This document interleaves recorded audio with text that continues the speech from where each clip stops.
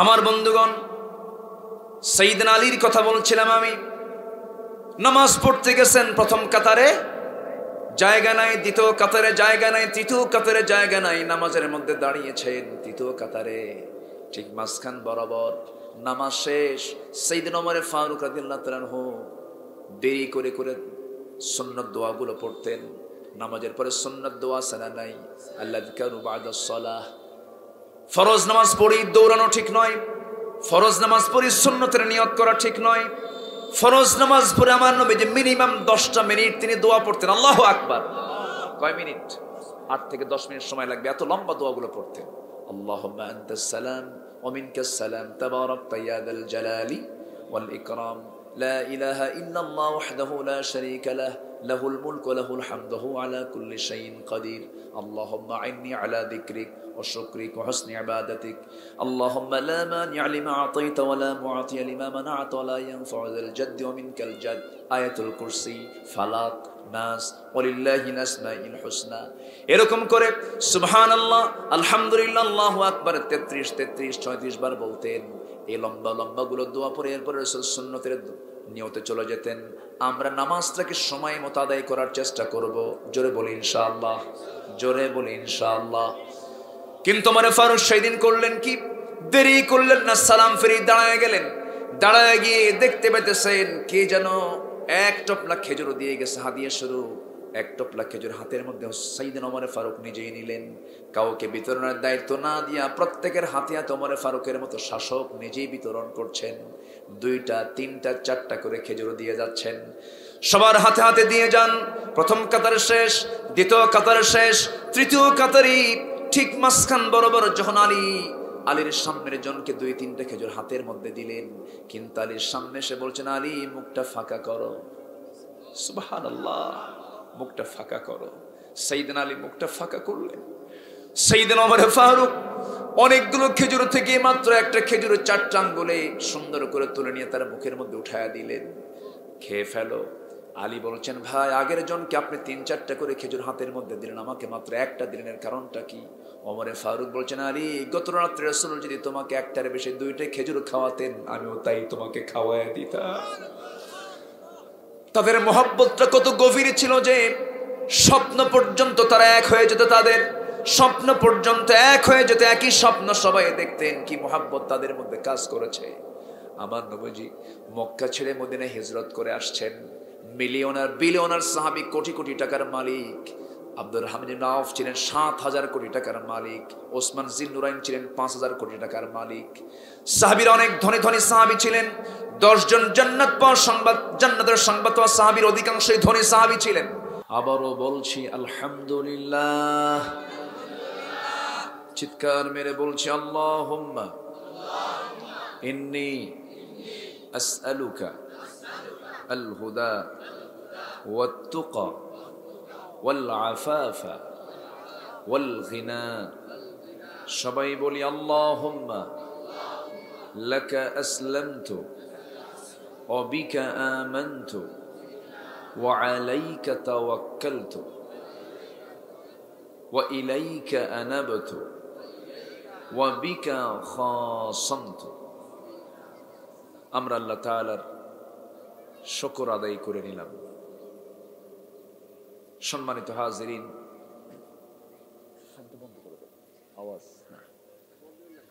সম্মানিত হাজিরিন, of of of করে দেন, অফ করে দেন। সম্মানিত হাজিরিন, আমি আলোচনা শুরুর প্রারম্ভে মুকাম্মিলে নিজামে হায়া, complete and balanced code of life, Al Quran আল কারীমের গুরুত্বপূর্ণ একটি সূরা সূরাতুন নিসা থেকে আমি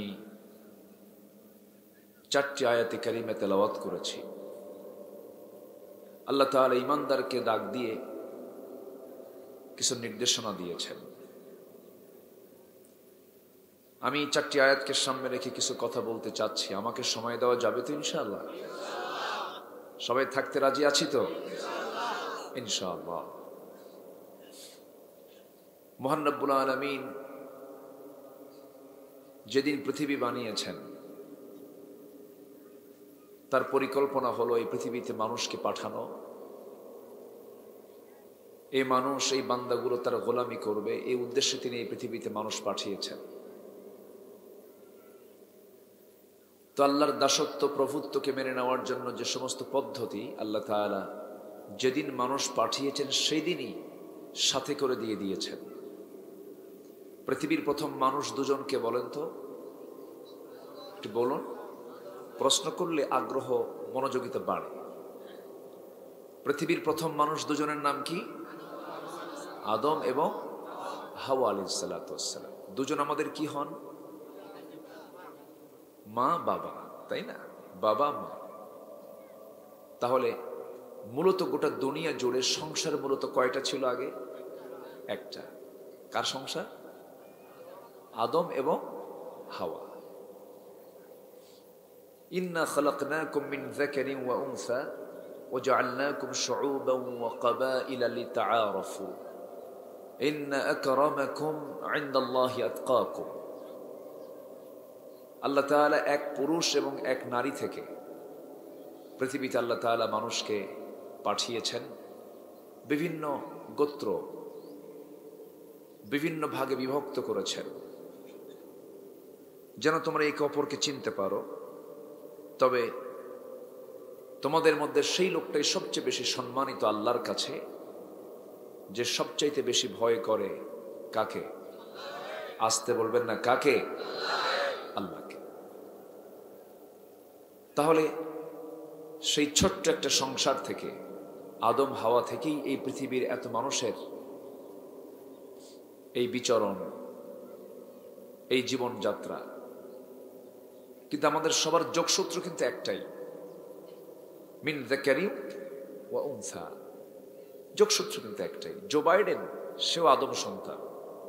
ঋষি সোনাক, দামোদর দাস, নরেন্দ্র মোদী, সব কিন্তু একই পিতার সন্তান, সব আদম সন্তান। এমনকি ইন্ডিয়ান মানুষগুলো কিন্তু মানুষকে আদমি বলে। কি বলে? আদমি। নেক আদমি সে দোস্তি করো। ভালো লোকের সঙ্গে, মানে আদমি মানে মানুষ বুঝায় ওরা, আদম। তো যেদিন প্রথম মানুষ এসেছেন পৃথিবীতে, সেই দিনই আল্লাহ তাআলা ইবাদতের পদ্ধতিও সাথে দিয়ে দিয়েছেন। মোবাইল কিনতে গেলে শুধু মোবাইল আপনাকে দেয় না, সাথে কিন্তু একটা ক্যাটালগ দিয়ে দেয়। এটার অপারেটিং সিস্টেমের জন্য একটা নির্দিষ্ট বই দিয়ে দেয়, ক্যাটালগ দিয়ে দেয়। আল্লাহ তাআলা যেদিন মানুষকে পাঠিয়েছেন দুনিয়াতে, সাথে ব্যবস্থাপত্র দিয়ে দিয়েছেন, এইভাবে চলবা। কোন পয়গম্বর কিতাব শূন্য ছিলেন না। কোন পয়গম্বর কিতাবহীন হয়ে পৃথিবীতে আসেন নাই, সব কিতাবওয়ালা ছিলেন। আমার নবীকে আল্লাহ তাআলা একটা কিতাব দিয়েছেন, যে কিতাব নিয়ে আজকের এই মাহফিলের মূল আয়োজন। কোরআন নাজিল না হলে এই মাহফিল কি হতো? আসতে বলবেন না, হতো? হতো।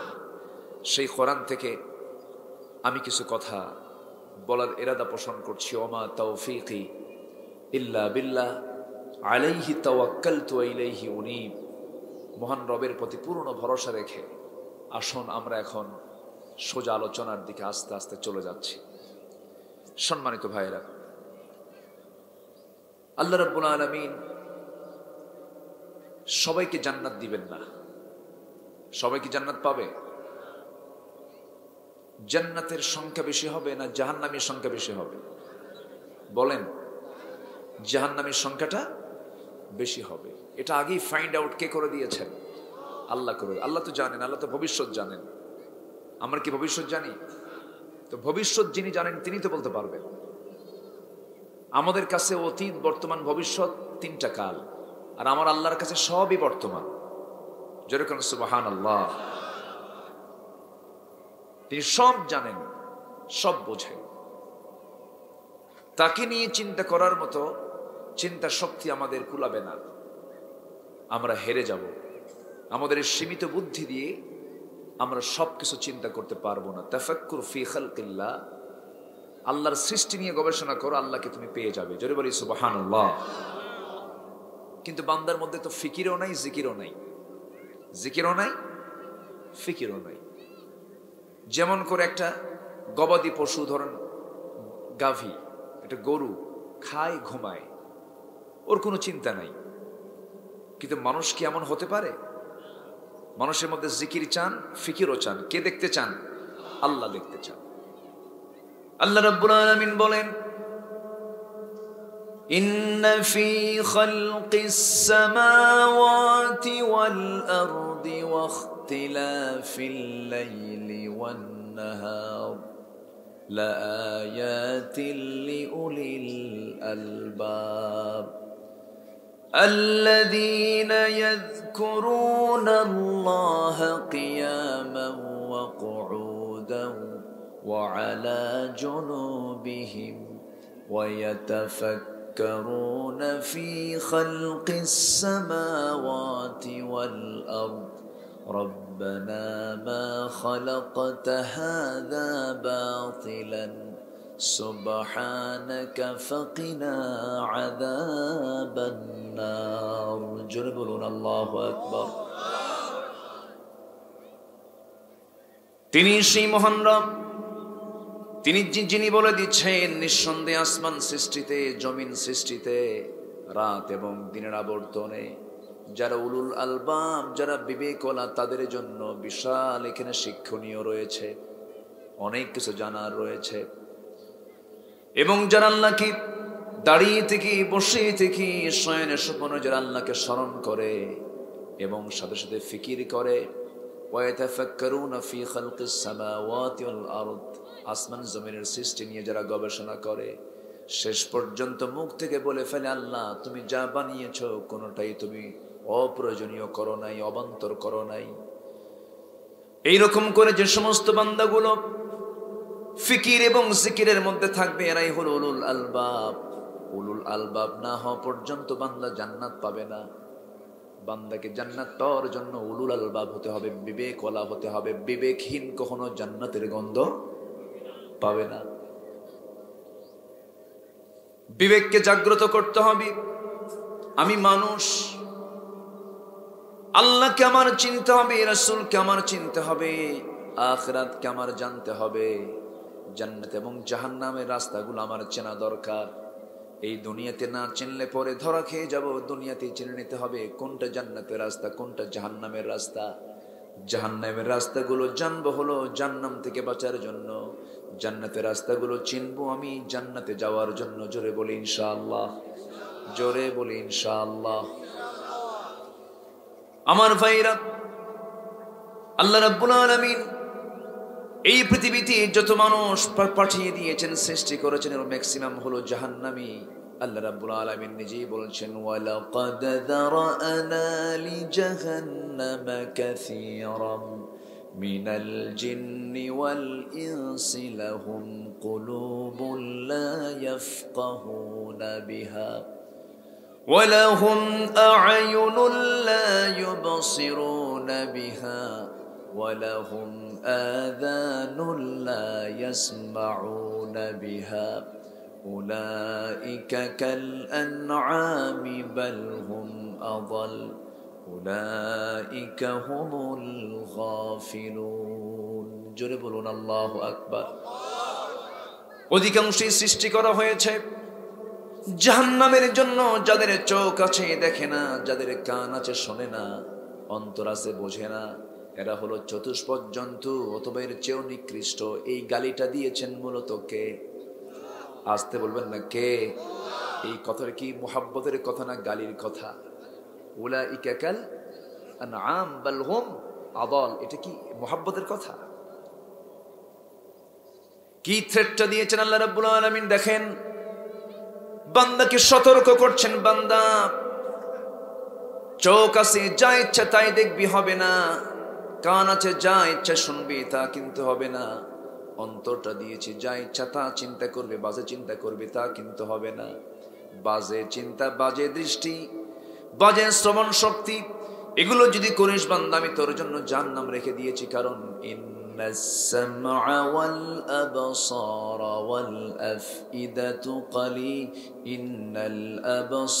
إن السمع والبصر والفؤاد كل أولئك كان عنه مسؤولا শ্রবণ শক্তি, দৃষ্টি শক্তি, অন্তর শক্তি সব জিজ্ঞাসিত হবে কার কাছে বলেন? আসতে বলবেন না, কার কাছে? এই জন্য এই সমস্ত অঙ্গ প্রত্যঙ্গকে ট্রিটমেন্ট করার দরকার আছে না নাই? এই সমস্ত অঙ্গ প্রত্যঙ্গের ট্রিটমেন্ট করবে কে? আল্লাহ। আল্লাহ ট্রিটমেন্ট করবে। হুজুর ঠেলাই কইছি, তাই না? ট্রিটমেন্ট নিজেকে করতে হবে। চোখ দিয়ে দেখে কে? চোখ দেখিয়ে দেখে? আমি নিজে দেখি, আমার দেখা আমি দেখছি, আমার গুনাহ আমি করছি। আপনি কাউকে এখানে দোষারোপ করতে পারবেন না। আমার শোনা আমি শুনছি, আমার শোনা কেউ শুনছে না। এটার জবাব আমাকেই দিতে হবে, আমাকেই গুনাহগার হতে হবে। কিন্তু হয়তো প্রশ্ন করতে পারেন, হুজুর আল্লাহ তোমাকে ভালো করে দিতে পারেন, আমি কেন ভালো হই না?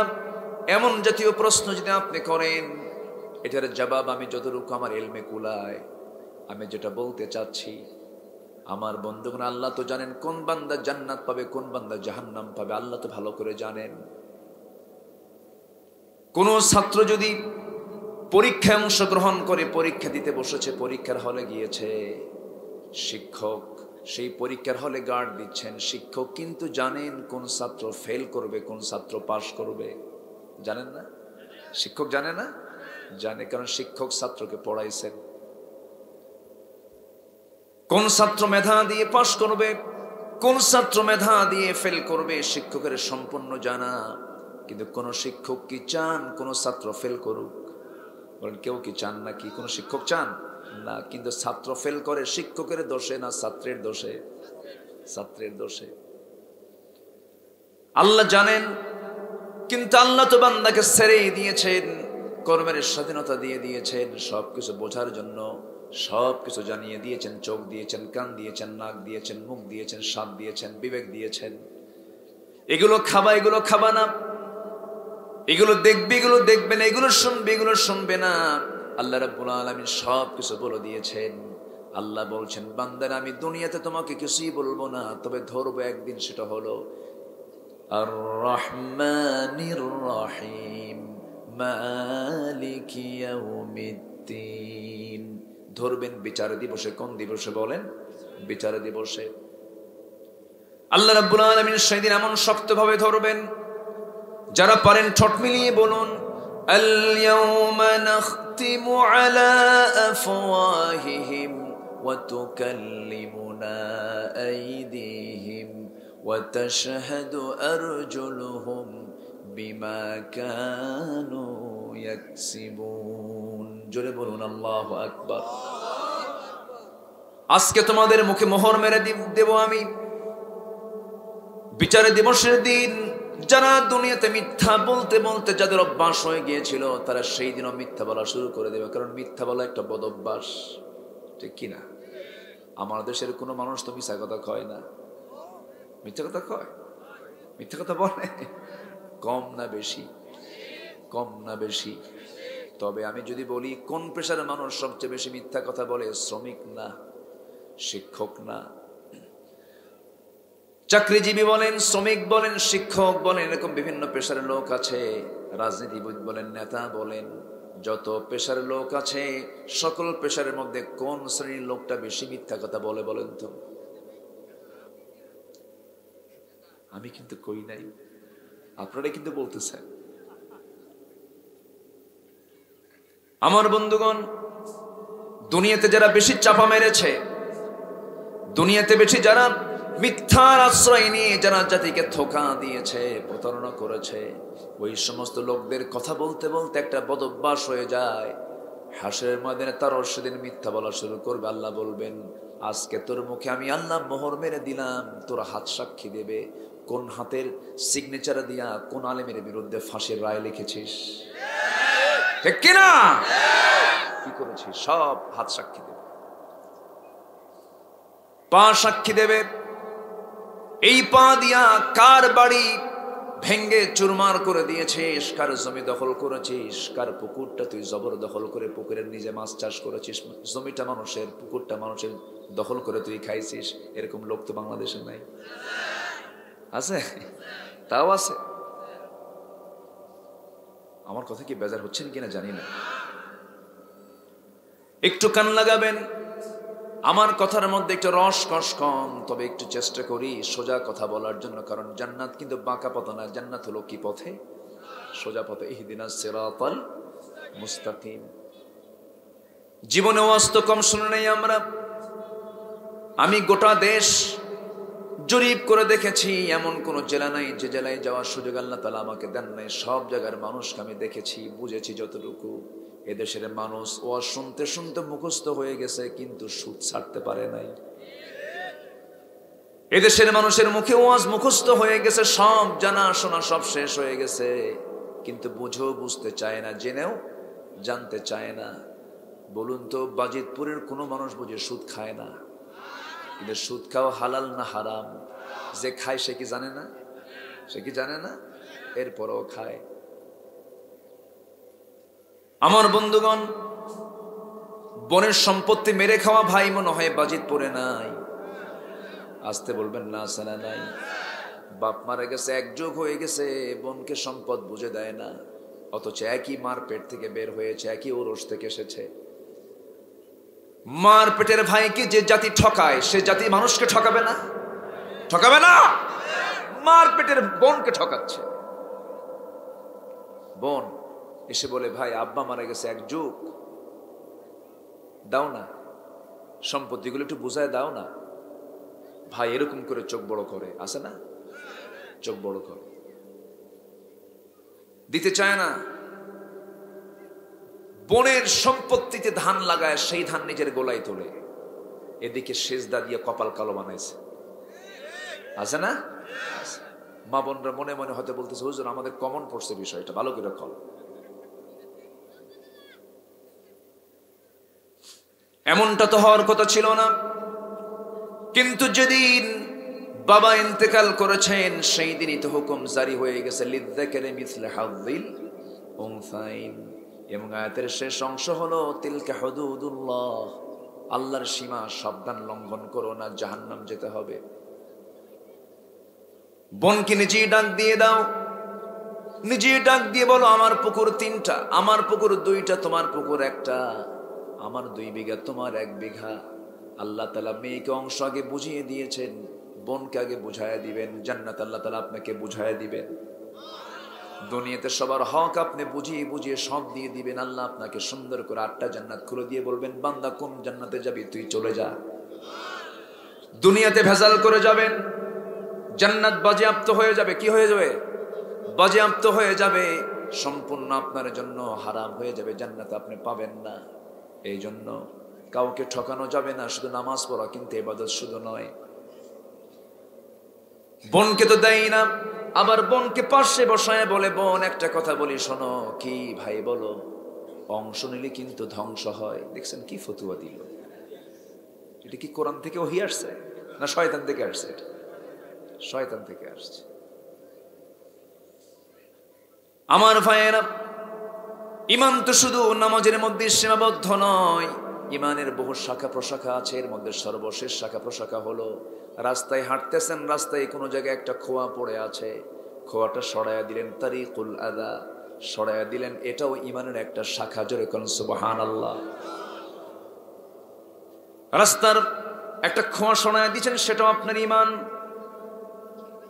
আপনার ঘরের সঙ্গে আরেকটা ঘর, আপনার প্রতিবেশী। রাসূল বলেছেন, আমার উম্মতের যদি কষ্ট না হতো, আমার উম্মতের যদি কষ্ট না হতো, প্রতিবেশীকে সম্পত্তির ওয়ারিস বানায়া দিতাম।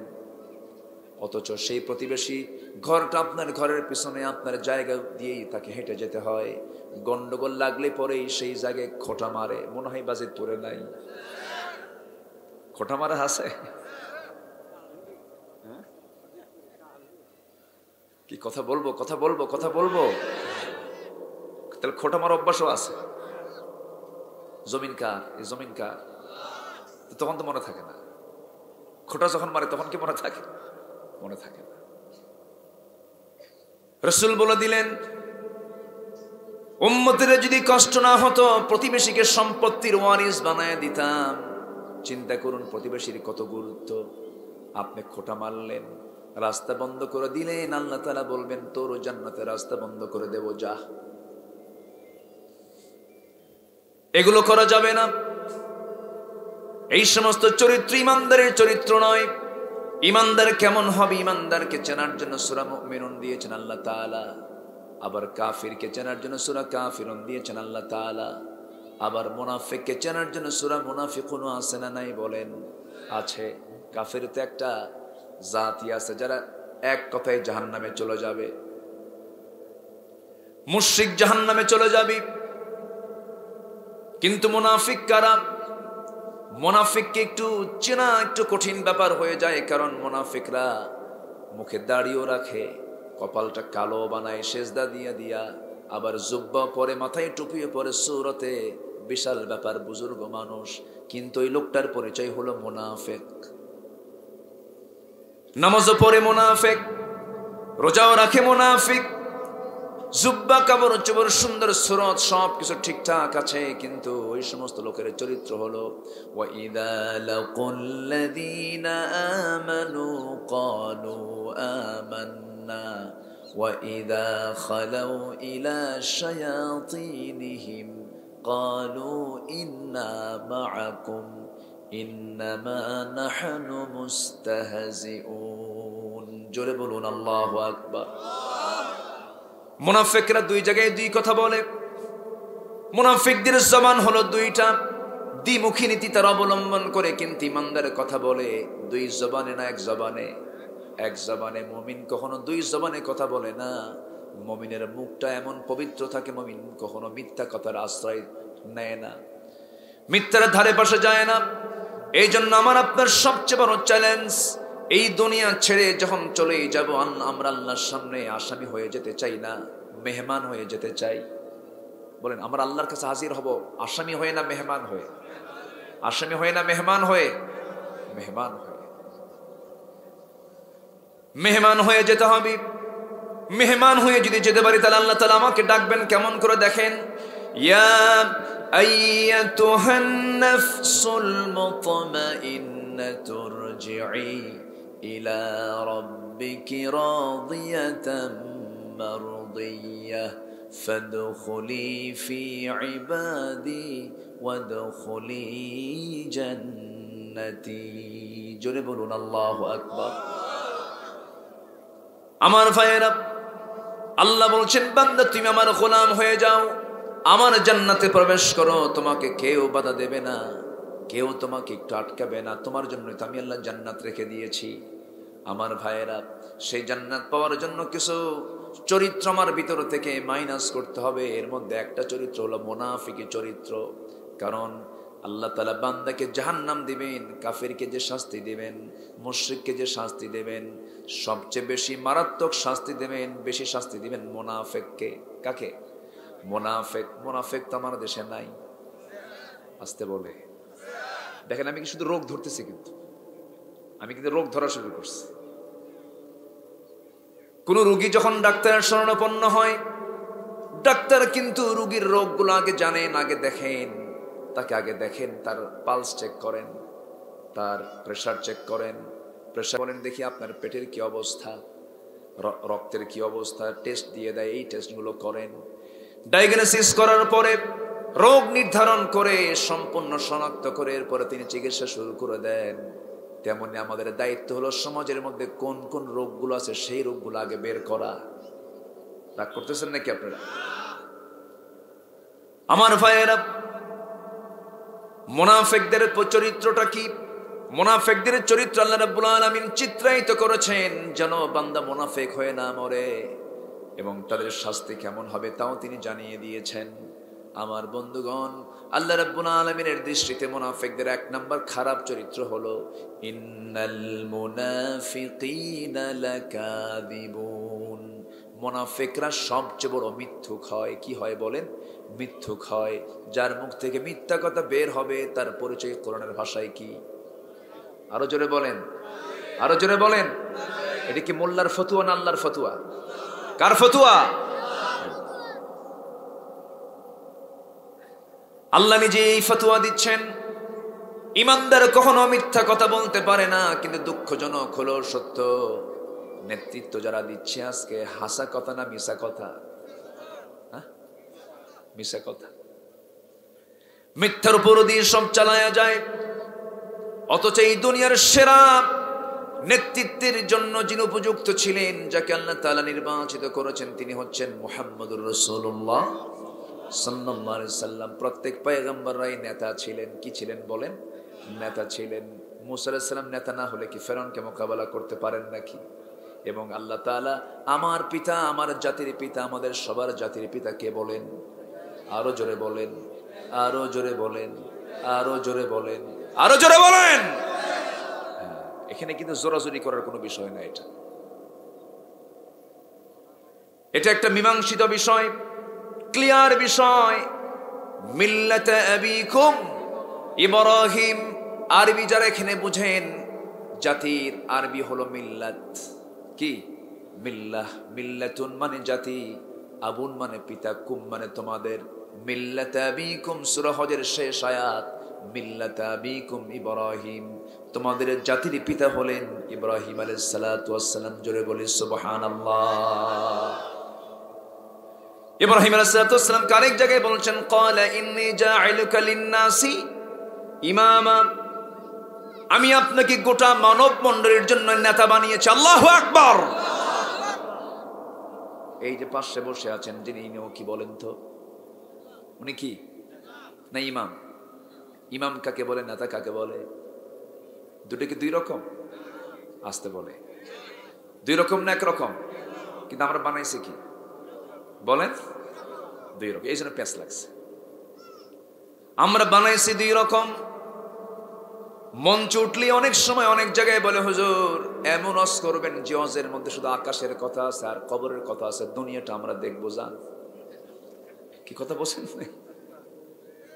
দুনিয়াটা আমরা দেখব, আকাশ নিয়ে কথা বলবেন, কবর নিয়ে কথা বলবেন, যেন কোনো জোট ঝামেলা না হয়।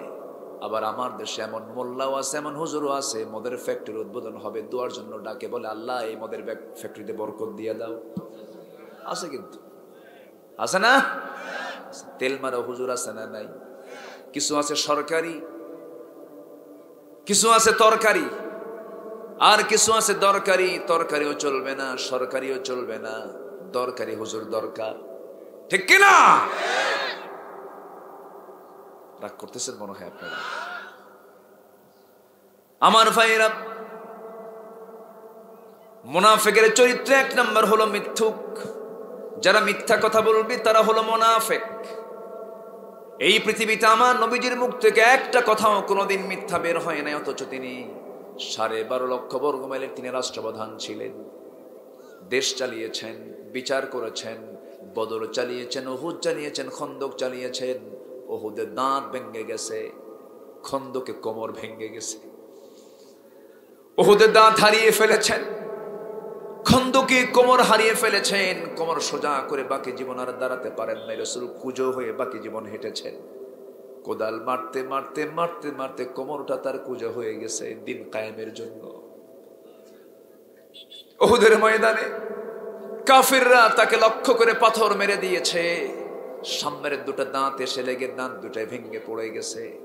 বাকি জীবন নবীজি 2টা দাঁত ছাড়াই রাসূল কথা বলেছেন, চেহারার সৌন্দর্য নষ্ট হয়ে গেছে।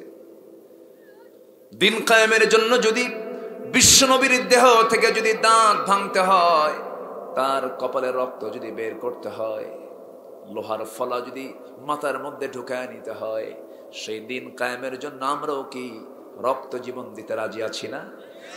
সবাইকে রাজি আছি না? যারা রাজি তারাই হলো ঈমানদার, যারা রাজি না তারা হলো মুনাফিক। তারা কি? মুনাফিক। যত রক্ত লাগে দেব, প্রয়োজনে লোক পাঠাবো, আমি যাব না। আসেন এরকম, আসেন না? আসেন না? আসেন না? আন্দোলনের ডাক দেয়, যত রক্ত লাগে দেব, লোক পাঠাবো, আমি কিন্তু যাব না। এই চরিত্র আমার নবীর জীবনে ছিল না। বদরের সবার আগে, উহুদের সবার আগে, খন্দকের সবার আগে রাসূল না খেয়ে আছেন 4টা দিন ধরে।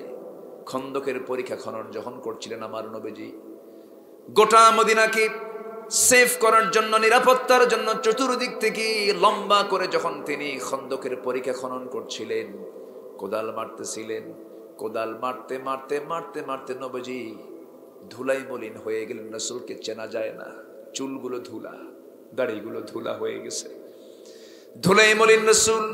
4টা দিন কোনো খাবার নাই। একজন সাহাবীর ছেলে এক মুঠো খেজুর নিয়ে যাচ্ছিল বাবাকে দেওয়ার জন্য, মা তাকে দিয়ে দিয়েছেন। রাসূল বলেন, ও ছোট্ট ছেলে, হাতের মধ্যে কি নিয়ে যাও? খেজুর নিয়ে যাচ্ছে কেন? মা আব্বাকে দেওয়ার জন্য দিয়েছে, এই দিকে নিয়ে আসো। আমার নবীজি সেই খেজুরগুলো হাতের মধ্যে নিয়ে নিজের গায়ের চাদরটা বিছায়া দিয়া খেজুরগুলো ওর মধ্যে রাখলেন। 4 সাহাবীকে বলেন, সাহাবীরা খেজুরের 4টা কোনা ধরো। আমার নবীজির হাতের ছোঁয়া লাগালেন, মুখের ফোঁ দিলেন, এত খেজুর হলো, উপচে উপচে পড়তেছে খেজুর চাদর দিয়ে দিয়ে। আমার নবীজি সাহাবে কেরামকে নিয়ে খেজুরগুলো খেয়ে নিলেন। যুদ্ধ থেমে গেল। একজন সাহাবী রক্তক্ষরণ হলেন সেই যুদ্ধের ময়দানে, যে যুদ্ধের যে সাহাবীর শাহাদত বরণে ইহতাজ্জাতিল আরশ, আরশ পর্যন্ত নড়ে উঠেছিল। সহিহ হাদিস, আমার নবীজির কানে সংবাদ আসলো, হুজুর সাদ বিন মুআজ শাহাদত বরণ করেছেন, মারা গেছে। রক্তক্ষরণ হতে হতে রক্ত শূন্যতায় পড়ে মারা গেছে। মাত্র সেই সাহাবী 35 বছরের জীবনেই তিনি জীবনের শেষ নিঃশ্বাস ত্যাগ করেছেন। ইসলাম কবুল করেছেন 30 বছরে। আনসার সাহাবী ছিলেন তিনি। বদরে অংশগ্রহণ করেছেন, উহুদে অংশগ্রহণ করেছেন, খন্দকে অংশগ্রহণ করে রক্তাক্ত হয়ে দুনিয়া থেকে বিদায় নিলেন। আমল তো বেশি বয়স লাগে না করার জন্য, আল্লাহর পছন্দের গোলাম হওয়ার জন্য 5 বছরই যথেষ্ট। সাদ বিন মুআজ মাত্র 5 বছর, সেই 5 বছরে আল্লাহর এত নৈকট্য হাসিল করলেন। সংক্ষিপ্ত জীবন, 5 বছরে তিনি ইসলাম পেয়েছেন, ইসলাম কবুল করেছেন 5 বছর যাবত।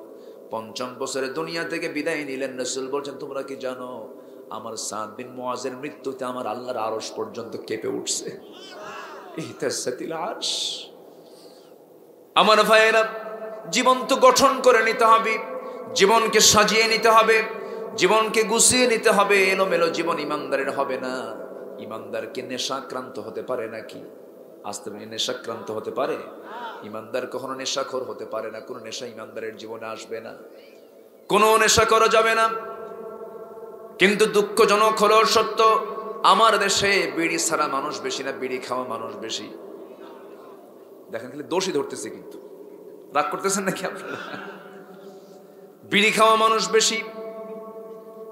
বিড়িটা এত পরিমাণ মানুষ খায়, আশেপাশের দিকে তাকায় থেকে দেখবেন, ডিপলি চিন্তা করে দেখবেন, এত বিড়ি খায় মনে হয় বিড়ি যেন জাতীয় খাবার। ঠিক আছে না? এত খাওয়া খায়। রাত 3টার দিকে ঘুম ধরে না, তখন উঠে খায়।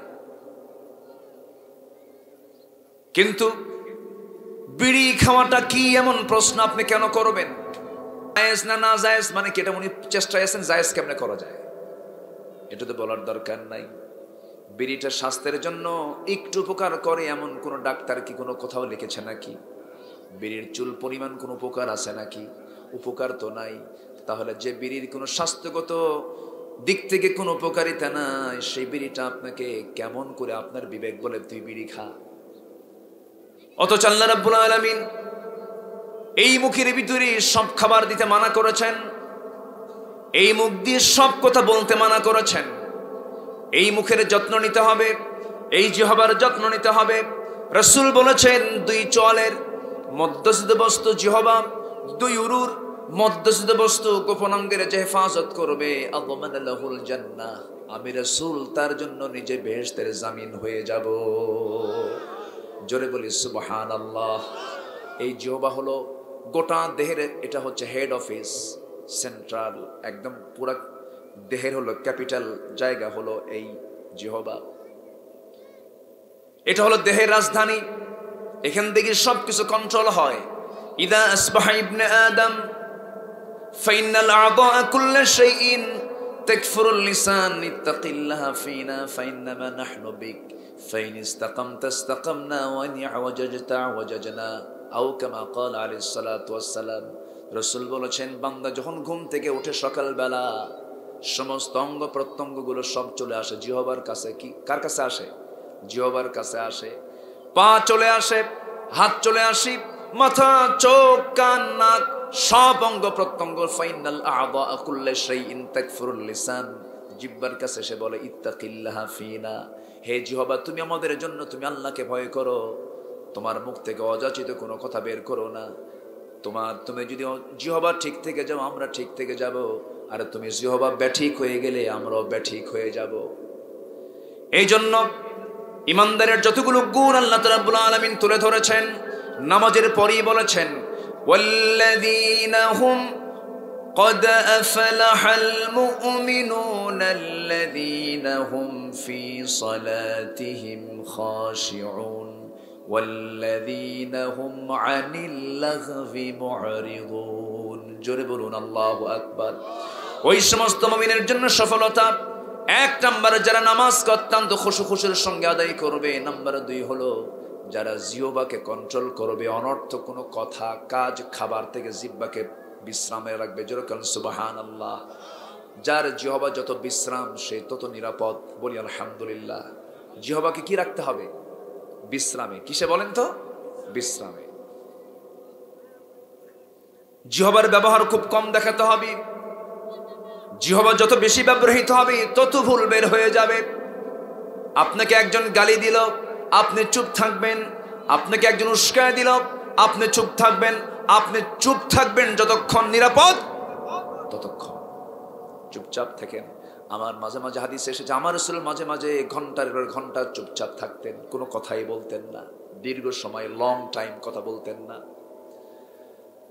আমার বন্ধুগণ, কিন্তু মুনাফিকরা যা বলে মিথ্যা কথা বলে। এজন্য আল্লাহ রাব্বুল আলামিন বলছেন সূরা নিসার 140 নম্বর আয়াত থেকে আমি তেলাওয়াত দিয়ে শুরু করেছি। ইমানদারকে ডাক দিয়ে বলছেন, 1 নাম্বার বলছেন, শোনো ইমানদারেরা, কাফেরদেরকে কখনো বন্ধু হিসেবে গ্রহণ করতে পারবে? ইহুদি খ্রিস্টানদেরকে বন্ধু হিসেবে গ্রহণ করতে পারবে? লা তাত্তাখিদুল ইয়াহুদা ওয়ান নাসারা। আরেক আয়াত আল্লাহ রাব্বুল আলামিন সূরা মায়েদার মধ্যে বলেছেন। সূরা নিসায়ে বলছেন, তোমরা কাফেরদেরকে মুমিনকে বাদ দিয়ে কখনো বন্ধু হিসেবে গ্রহণ করতে পারবে না। এই হুকুমটা কার? আসতে বলবেন না কার? দুঃখজনক হলো সত্য, যদি আজকে 56টি মুসলিম রাষ্ট্র যদি এক জায়গায় থাকতো, বাইতুল আকসা কখনো ইহুদিরা অবরুদ্ধ করে রাখতে পারতো না। ঠিক কি না? কিন্তু মুসলমান তো আজকে এক নাই। মুসলমান তো আজকে এক নাই। সবচেয়ে বড় ক্রাইসিস আজকে গোটা দুনিয়াতে 2টা। একটু বুঝে নেন, কথাগুলো বুঝে নিতে হবে। সবচেয়ে বড় ক্রাইসিস হলো 1 নাম্বার, বান্দা মুসলমান ইসলামকে ছেড়ে দিয়েছে। কি ছাড়ছে? ইসলাম ছাড়ছে। আমার দেশের মা বোনদের ভিতরে কি পর্দার গন্ধ আছে নাকি? আসতে বলবেন না আছে নাকি? নাই। মার্কেটে গেলে লক্ষ্য করে দেখা যায় পুরুষ বেশি না মহিলা বেশি? হ্যাঁ, মহিলা বেশি। স্বামীকে ডাক দিয়ে বলে, তুমি কি মার্কেট বুঝো? তুমি মার্কেট বুঝো কিছু? 800 টাকার শাড়ি 2000 টাকা দিয়ে কিনে নিয়ে আসলে মার্কেট বুঝো কিছু? কসু বুঝো? বুড়া আঙ্গুল দেখা দেয়, ঢং ঢং করে নিজেই চলে যায়। মাথা থেকে শুরু করে পা পর্যন্ত সাজে। স্বামীর সামনে ছেঁড়া শাড়ি, আর মার্কেটে যেতে নতুন শাড়ি। লক্ষণ ভালো? বলেন লক্ষণ ভালো? সাজবে কার সামনে? স্বামীর সামনে। স্বামীর সামনে সাজে না। মাথার চুল ফেলে দিয়া 3 পিস একখান পরে, হাই হিল লাগায়া, ভ্যানিটি একখান ব্যাগ নিয়া, ঠোঁটে লিপস্টিক লাগা, আশকারা মাস্কারা, যুবকের তো এদিকে কামসারা, ভাইরাস তৈরি করে চলে গেল ঢং ঢং করে মার্কেটে। দোকানদারের সামনে গিয়ে বসে দোকানদারকে লক্ষ্য করে বলে, ভাইয়া একটা শাড়ি দেখানো যাবে কি? মানে এমন সুন্দর ভাষার শব্দ চয়ন, এত সুন্দর মাখরাজ সিফাত, কোনো লাহানে জলি নাই, লাহানে খফিও নাই, এত সুন্দর সুন্দর ভাষায় কথা বলে। দোকানদার তো সুন্দর কথা শুই না কয়, কাম সারছে। শাড়ি একখান বের করে নিজের গায়ে লটকা দিয়ে দোকানদার এখন নিজেকে, আপা এই শাড়ি কিন্তু আপনাকে দারুণ মানাবে। ওটা আরেক বদমাইশ। আছে না নাই? আছে। এই সমস্ত নোংরামি দৃশ্যগুলো আমাদের সামনে কি আছে না নাই? আছে না নাই? আছে। মেয়েরা হজে যাবে, হজের মতো ফরজ ইবাদত আল্লাহ তাআলা বলেছেন একজন সাথে চাকর নিয়ে যাও। মেয়েরা তো রানী, মেয়েরা কি রানী। আল্লাহ তাআলা রানীর মর্যাদা দিয়েছেন। কোন নারী বাইরে কখনো একা বের হবে না, রানীর মতো বের হবে। নারী বের হবে কিসের মতো? রানীর মতো। বাইরে যখন বের হবে তার সাথে লোকজন থাকবে। কে থাকবে? বাবা থাকবে। কে থাকবে? ভাই থাকবে। কে থাকবে? আপন চাচা থাকবে, মামা থাকবে, স্বামী থাকবে। একা বের হতে পারবে না মেয়েরা। কার কথা? আসতে বলবেন না। কার কথা? আল্লাহর কথা। যদি হজের মতো ইবাদতে যদি পুরুষ মানুষ সাথে প্রয়োজন হয়, হজই হবে না তাছাড়া। মার্কেটে যাওয়া তো ওয়াজিব। আসতে কয় ওয়াজিব। কোথায় যাবেন এখন? আমার বন্ধুগণ, আজকে যদি মুসলমান ইহুদি খ্রিস্টানের সঙ্গে যদি সখ্যতা না রাখত, যদি তাদেরকে শত্রু মনে করত, ইসরায়েল কখনো হামাসকে, ইসরায়েল কখনো ফিলিস্তিনকে হামলা করার চিন্তাও করতে পারতো না। আসতে বলবেন না, জোরে বলুন ঠিক কিনা? কখনো পেত না, কখনো সাহস পেত না, কখনো সাহস পেত না। কারণ তেলটা মুসলমানের, তেলটা কার? যে কোনো যুদ্ধ লাগাতে গেলে সর্বপ্রথম কোন জিনিসটার যোগান লাগে? কি লাগে? সেই তেল কাদের হাতে? চিন্তা করেন। প্রতি 4 জনে একজন মুসলমান। গোটা পৃথিবীর খনিজ সম্পদ সব মুসলমানদের হাতে। ধনীর তালিকায় যদি 10টা দেশ নির্ধারণ করা হয়, এর মধ্যে 4-5টি হবে মুসলিম রাষ্ট্র। সম্পদে, সংখ্যায়, সবকিছুতে মুসলমান আজকে সবার উপরে থাকার পরেও আজকে গোটা দুনিয়া জুড়ে মুসলমান মার খাচ্ছে কিনা বলেন? মার খাচ্ছে সবচেয়ে কম না সবচেয়ে বেশি? এটার জন্য দায়ী হলো 1 নাম্বার হলো ইসলাম থেকে দূরে চলে যাওয়া। নাম্বার 2 হলো ভ্রাতৃত্বের সংকট তৈরি হয়েছে আজকে মুসলমানদের মধ্যে। মুসলমানকে সহ্য করতে পারে না। ঠিক কি না? ভ্রাতৃত্ব আছে নাই তো। হুজুরে মিল নাই। মাঝে মাঝে আমার কাছে লোকদের সে বলে, হুজুর একটু দোয়া করেন। আমি তখন উল্টা করি, আমাদের জন্য দোয়া করেন। আমরা তো ভালো হতে পারি নাই। আমার দেশে মানবতার আবাদ হয় না, হিংসার আবাদ হয়। বলেন কিসের আবাদ হয়? কিসের আবাদ? শয়তান একদিন মার্কেটিং করার জন্য সকালবেলা বের হয়েছে। কি বেলা? সকালবেলা বের হয়েছে। কোন এক আল্লাহর পয়গম্বর দেখে বলছেন, ও ইবলিস, আজকে সকালবেলা কোথায় যাচ্ছ তুমি বলো? মার্কেটিং করতে যাচ্ছি। কি মার্কেটিং করতে যাও? শয়তান বলতেছে, নিয়ে যাচ্ছি হলো জুলুম, নিয়ে যাচ্ছি হলো হিংসা, নিয়ে যাচ্ছি হলো কৃপণতা। কোথায় নিয়ে যাবা? কাকে দিবা? বলতেছে জুলুম দেব শাসকদের হাতে। নাই তো নাকি? এখন জুলুম নাই তো? জুলুম আছে।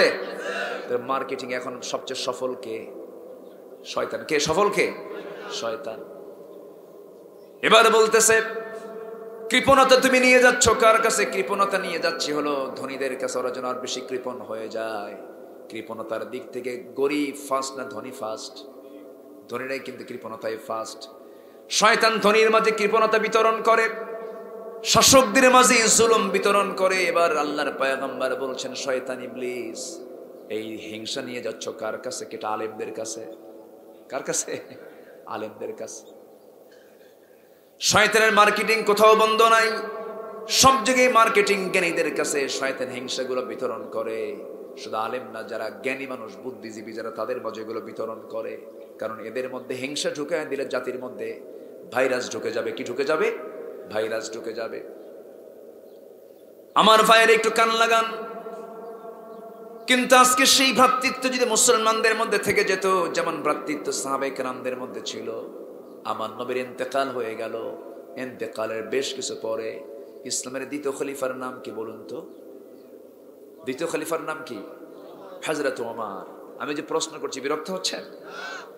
হযরত ওমর ফারুক রাদিয়াল্লাহু তাআলা আনহু ইসলামের দ্বিতীয় খলিফা। বহুদিন আগে ভাই এক মাহফিলে বললাম, ওমর ফারুককে চিনেন কারা বলেন তো?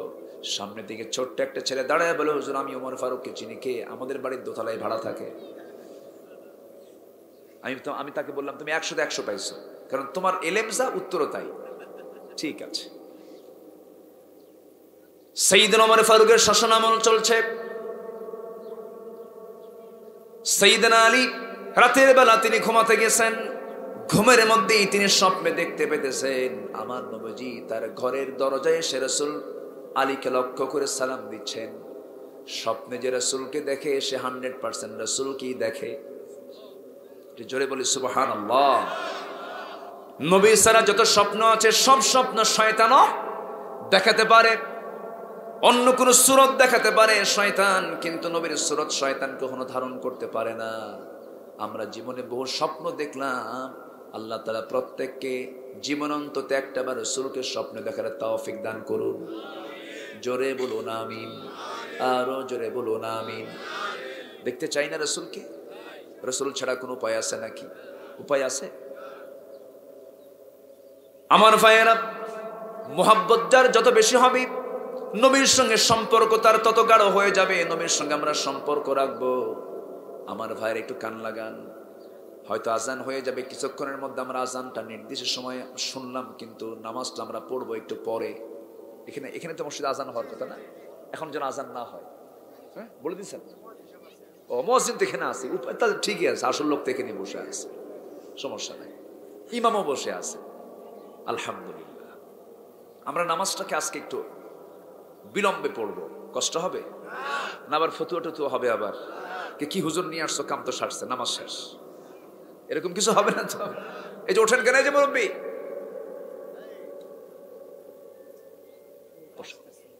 মানুষ আসার উপরই আছে, আসুক, বসে।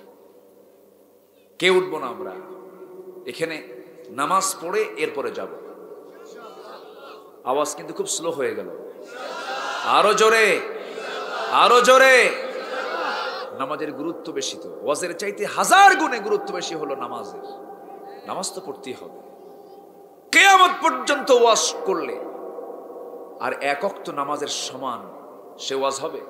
হবে না। ওয়াজ তো ওয়াজ, আপনি না আসলে গুনাহ হতো না, কিন্তু নামাজ না পড়লে কি আছে? গুনাহ আছে। বসেন, নামাজ আমরা পড়বো ইনশাআল্লাহ, জোরে বলি ইনশাআল্লাহ। সাইয়েদনা আলী দেখেন যে আমার রাসূল তার দরজায় দাঁড়ানো, এবং রাসূল আলীকে লক্ষ্য করে সালাম দিচ্ছেন, আসসালামু আলাইকুম। সুবহানাল্লাহ, সুবহানাল্লাহ। আমার রাসূলকে সালাম নিতেন বেশি না দিতেন বেশি? বলেন, নিতেন বেশি না দিতেন বেশি? হ্যাঁ, দিতেন বেশি। জি আলহামদুলিল্লাহ বলেন। আর আমার দেশে কিছু লোক আছে, হুজুরদের মধ্যেও আছে, আমরা একটু আমাদের কথাই বলি, সালাম দিলে উত্তরই খুঁজে পাওয়া যায়, আসসালামু আলাইকুম। আছে না এরকম? আছে না? আওয়াজ নেই, মোশানের ঠেলায় উত্তরে শোনা যায় না। অথচ আমার নবীজির মুখ থেকে সালামটা আগে বের হতো।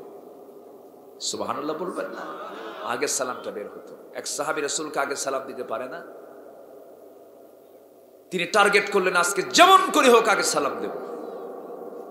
মোটা বৃক্ষের আড়ালে তিনি দাঁড়ালেন, আমার নবীজি হেঁটে হেঁটে আসতেছেন, চট করে বের হয়ে রাসূলকে লক্ষ্য করে সালাম দিচ্ছেন, আসসালামু আলাইকা ইয়া রাসূলুল্লাহ। আমার নবীজি বলছেন, এরকম করে টেকনিক করে আগে সালাম দিলে কিন্তু সওয়াব পাবা না। সওয়াব যদি পেতে চাও সামনে সামনে আসো। জোরে বলে সুবহানাল্লাহ। আমার রাসূল কি ছিলেন? নবীজির মুখ থেকে কথার দ্বারা কেউ আঘাত পেয়েছে এমন একটা মানুষ পৃথিবীতে না। আমার নবীজি একদিন দেখলেন নাকি ইহুদি লাশ আসতেছে, ইহুদির লাশ বহন করে নিয়ে যাচ্ছে, রাসূল দাঁড়ায় গেলেন। সুবহানাল্লাহ বলবেন না? দাঁড়ায় গেছে। সাহাবীরা বললেন, ইয়া রাসূলুল্লাহ, আপনি ইহুদির লাশ দেখে দাঁড়ায় গেলেন? তিনি বললেন, ইহুদি তো পরে, সে তো মানুষ। আল্লাহু আকবার, আল্লাহু আকবার। মানবতার রাসূল মুহাম্মদ সাল্লাল্লাহু, মানবতার বন্ধু রাসূলুল্লাহ সাল্লাল্লাহু আলাইহি ওয়াসাল্লাম, মানবতার দরদ নিয়ে নেতৃত্ব দেওয়া পৃথিবীতে একজন মানুষ, তিনি হচ্ছেন আমার রাসূল। আল্লাহু আকবার। আম্মা জান আয়েশা বলেন, রাসূলকে আমি কখনো আগে সালাম দিতে পারতাম না সহজে, বাড়ির বউ পর্যন্ত বলতেছে। সুবহানাল্লাহ বলবেন না? কিছু কিছু মানুষ আছে, হাসেও না কান্দেও না, সালাম কালাম কিচ্ছু নাই, তাদের বউরা মনে মনে কয় এই বুড়া মরবে কোন দিন। একটু মিশে মিশে কথা বলা উচিত, একটু হাসি মুখে বরণ করে নেওয়া উচিত। আম্মা জান আয়েশা বলেন, রাসূল আমাকে ঘরে কোনো ফার্নিচার দেননি, ঘরে কোনো ফার্নিচার ছিল না, কিচ্ছু ছিল না, না খেয়ে থাকতাম, নবীজির মুস্কি হাসি আর মোহাব্বত দিয়ে গোটা ঘর ভরপুর ছিল। আজকে গোটা ঘর ফার্নিচার দিয়ে ভরা, কিন্তু মোহাব্বতটা চলে গেছে বটতলার গাছতলা। আমি কি ভুল বলছি? মোহাব্বত কই গেছে? বটতলা আর গাছতলা, দেখেন না গাছের গোড়ায় গোড়ায় জোড়ায় জোড়ায় বসে থাকে। সকল শিশু পার্ক সব দখল। শিশু পার্কের নাম যে কেন দিল, ওটার নাম শিশু পার্ক না দিয়া, শিশুর নাম না দিয়া খালা আম্মার পার্ক দেওয়া লাগতো। শিশুরা আছে ওখানে, শিশুরা যায়, শিশুর মায়েরা খালারা যায়। এই হচ্ছে অবস্থা। যুবকরা ওই সমস্ত নোংরামি করো না। কোনো মেয়ের পিছনের সময় দেওয়ার সময় তোমার নাই। আমার মা বোন, আপনার কোন ছেলের পিছনের সময় দেওয়ার সময় নাই আপনার। সব এগুলো প্রতারণা, সব হেরে যাবে, সব বাদ দিয়ে দেন। শুধু আপনি এই নোংরামি করতে গিয়ে যে খরচগুলো করছেন, ফুসকাওয়ালার লাভ আর সুরি ফিতাওয়ালার লাভ, আপনার কোনো লাভ নেই। কি কথা কি বোঝা যাচ্ছে? এই যুবকরা কথা কি বুঝো? আমার বুঝো, লাভ নেই। সময়টাকে কাজে লাগাও। আল্লাহ বলছেন, যুবক ভালো করে ইবাদত করে আসো, আমি তোমাকে আর সাজিমের ছায়ায় জায়গা দেব। শাবুন নাশায়া ফি ইবাদাতিল্লাহ, আমার কাছে আসো, যৌবনটা কাজে লাগে, আমার কাছে আসো, আমি তোমাকে জান্নাতের হুর তোমার হাতে তুলে দেব। যাও।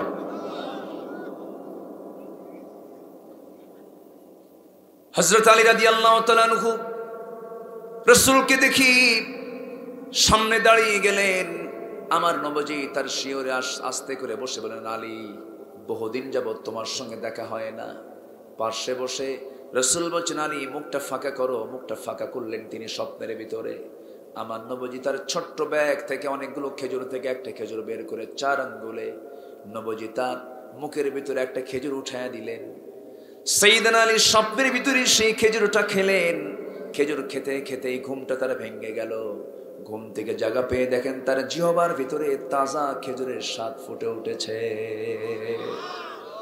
চোখের পানি আটকাতে পারলেন না, ওযু বানালেন, নামাজে দাঁড়ালেন, তাহাজ্জুদ পড়ে চোখের পানি ফেলে ফেলে মনকে প্রশান্ত করলেন। মুমিনদের সবচেয়ে প্রশান্তের সময় হলো তাহাজ্জুদের সময়। তাহাজ্জুদটা পড়লে কলিজা ঠান্ডা হয়ে যায়। ফজর নামাজ পড়তে গেলেন আলী রাদিয়াল্লাহু তাআলা আনহু। মসজিদে নববীর তখন ইমাম হলেন অর্ধ দুনিয়ার শাসন করত ওমর ফারুক রাদিয়াল্লাহু তাআলা আনহুর মতো মানুষ। একদিকে দুনিয়ার শাসক, আর একদিকে নামাজের ইমাম। জোরে বলেন সুবহানাল্লাহ। সমাজের শান্তির জন্য কোন ইমাম দরকার? শাসক হবে ইমাম, শাসক হবে। শাসক যখন ইমাম হবে তখন আপনি দেখতে পাবেন সমাজটা জান্নাতের টুকরা হয়ে গেছে। আকলমন্দ ইশারা বাসাত, বোঝার জন্য বেশি কিছু লাগে না, ইঙ্গিতটাই যথেষ্ট, বুঝে নেন। শাসক এবং ইমাম দুই হবে না, একজন হবে। বলেন বলেন বলেন বলেন বলেন। আমার দেশে কয়জন? কয়জন? 2 জন। ইসলাম কিন্তু তা বলে না যে শাসক হবে সে ইমাম হবে। সে কি হবে? ইমাম হবে। নামাজ পড়াচ্ছেন সাইয়েদনা ওমর ফারুক রাদিয়াল্লাহু তাআলা আনহু।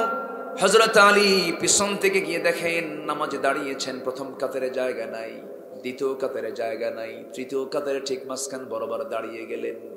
আমার দেশে দখল করতে করতে মসজিদের জায়গা সহ দখল আছে না?